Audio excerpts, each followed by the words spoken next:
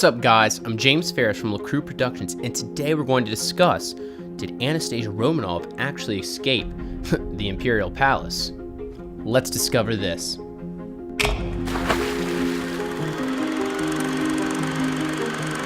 We all know Anastasia. There's been many documentaries, films, a Broadway play that's been made about her, but do we really know? Are they based on fact? The story goes something like this. As the Bolsheviks were storming the Winter Palace, Anastasia escaped from an unseen door with the help of a servant or a family member, avoiding capture or death.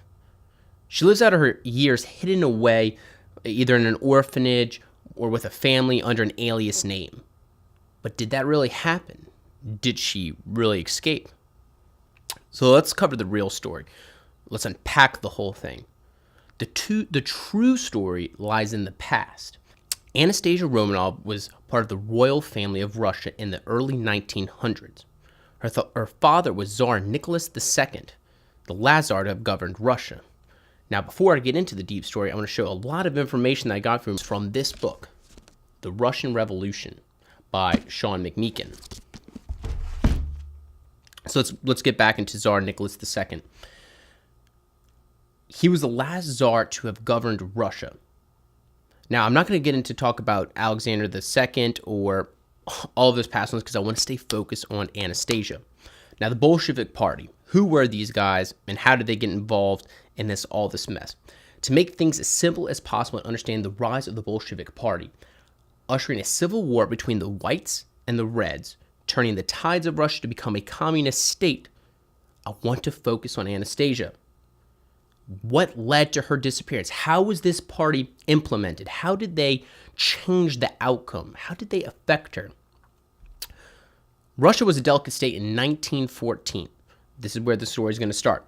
Public hostility was rising drastically against the government in Russia, against the Tsar and the royal family. The royal family was living lavishly in two palaces, the Winter Palace, the one in St. Petersburg, while the poor or the serfs were experiencing a grain shortage. It was cold in Russia. It was always cold in Russia. That's wrong. I can't say that. People were hungry and wanted change. Without getting into the Mensheviks and the cadets and many other political parties, it's very confusing about who joined the whites and who joined the reds because some were with the Bolsheviks, some wanted to oust the Tsar. It's complicated. But the Bolsheviks offered the working class an idea that they were being treated unfairly and the Tsar should be dethroned. The Bolsheviks would take power and establish equality for us all. This is pretty much their slogan. If I was cold and hungry, that deal sounds pretty good. I know that I would take that deal, especially if war is on the rising. So let's imagine Anastasia. She's in the palace. She's in with all these servants. People are doing everything for her. She's warm. She doesn't know much about what's going on outside. When serfs, people are going hungry, are suffering, that can create that type of mindset against the Tsar. To make matters worse, the Tsar pulled Russia into World War I. Horrible war. Everything went bad. Even Russia had catastrophic casualties. And most of them, it wasn't the royal family fighting. It was these serfs, these middle-class people, the working-class people. So think about how that ties into the Bolshevik, why people be attached to that idea that they were offering. So not only were the people of Russia hungry, their sons, their brothers, their fathers were being sent to the front lines. With all this pressure, the people revolted. The people called for the Tsar to step down. Anastasia was only 17 years old. Imagine how she felt.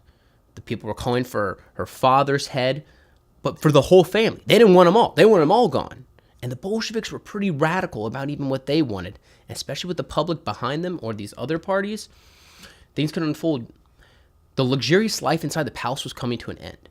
Her parents feared the worst. Her father was fearful of what the future holds, so he abdicated the throne in hopes of saving his family's life and avoiding a civil war. The Tsar and his family, with Anastasia, were put on house arrest in the Ural Mountains. She never escaped capture. So in all those other films and all those other Broadway plays about her leaving escaping, having a shadow life. With these sources, that didn't happen.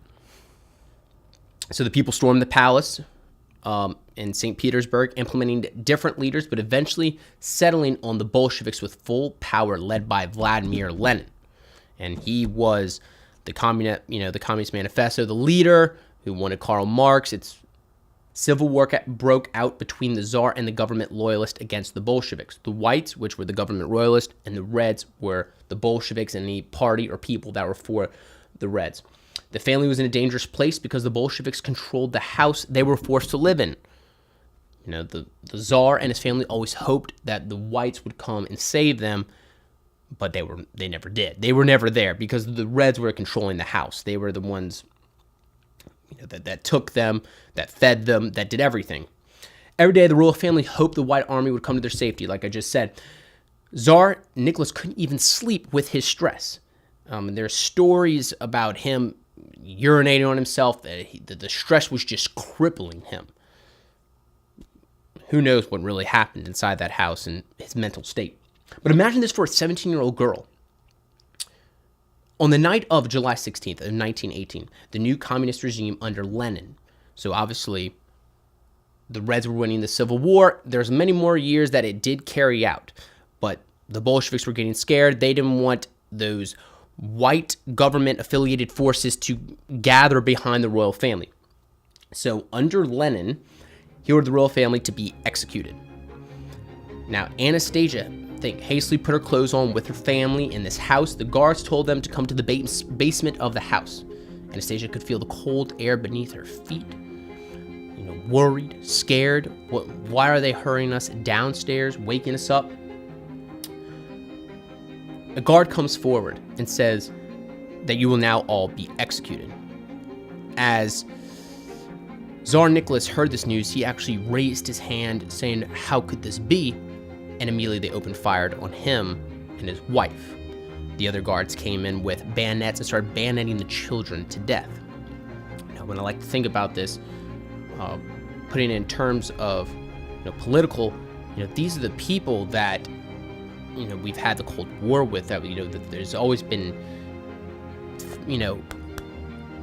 confrontation with them. That they would actually, I can't say all the Russian people, but this Bolshevik party, these people would bayonet the royal family. It's harsh, it's cruel, it's cold, it's intense. Now, the guards did kill the 17-year-old Anastasia at that moment. She never escaped. She died in a cool, cold basement. But where does the speculation occur? If we knew this, why are there plays being made? Why is there movies being made? Why is DreamWorks made that fantastic movie Once Upon a December? I think it was DreamWorks. People speculate she didn't die with the rest of the family because they could not find her bones later on in the same grave as her family. So the family was buried outside of the house in a little grave, and they could not find her and her brother's bones. Where were they?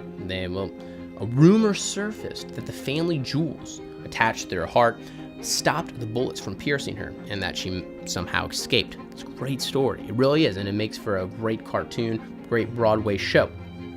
In 1970, amateur archaeologists found 9 bodies near the location, but not Anastasia's. So adding more towards that premise of she must have escaped. They found the Tsar and her family, but they did not find her body in that grave. Crazy. But to put an end to the speculation, in 2007, DNA analysis was found of a nearby grave, found her body. So she never did escape. And what do I think about that? What do you all think about that? That we all hope that she escaped. We all wanted her to. We all want to rally behind that idea that maybe something good did come from it, that someone did escape, that there wasn't so much bloodshed. But that just wasn't the case. And the truth of Anastasia, and discover this, she never made it out alive. Unfortunately, she died with her family in that basement. Thank you for tuning into this episode of The Truth of Anastasia for LaCrue Productions. I'm James Farish, and thank you for watching. Oh, and remember to share, like, and subscribe our page. We're always looking to hear from y'all. I always want to know, what do you think about this? What do you think about the history, how I approach this? And if you just want to comment and say something to add to this conversation, please do it in the comments below. Thank you.